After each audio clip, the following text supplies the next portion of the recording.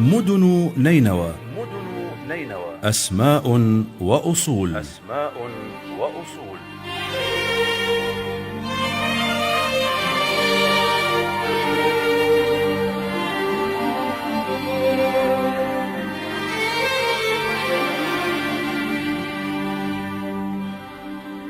دير مار يوحنا الديلمي تعرف أطلاله بنقورتايا ويقال مقورتايا، وهو في شمال قرقوش على ميل منها، وقد كان هذا الدير عامرا حتى سنة 1734 الميلاد، ثم أصابه الخراب من بعد ذلك، ولعله هجر حين اكتسحت جيوش طهماس بن نادر شاه هذه البقاع سنة 1742 للميلاد.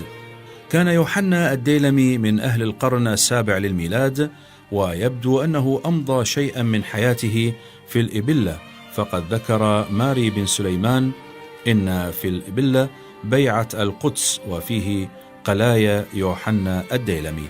لقد تداعى معظم هذا الدير، لكن كنيسته ما زالت قائمة، وهي مشيدة بالآجر المطلي بالجص، ما عدا باب المذبح الوسطي والجناح الأيسر منها، فهما من الرخام.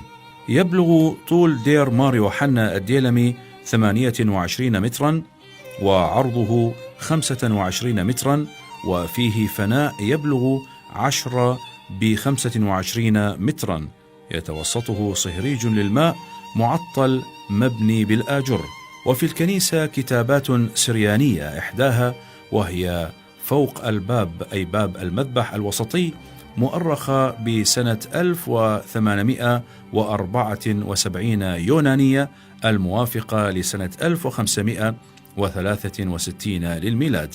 وفي بعض خزائن الكتب كتب قرقوش مخطوطات سريانية كانت فيما مضى تعود إلى هذا الدير، وتتراوح تواريخها بين سنة 1567 و 1735 للميلاد.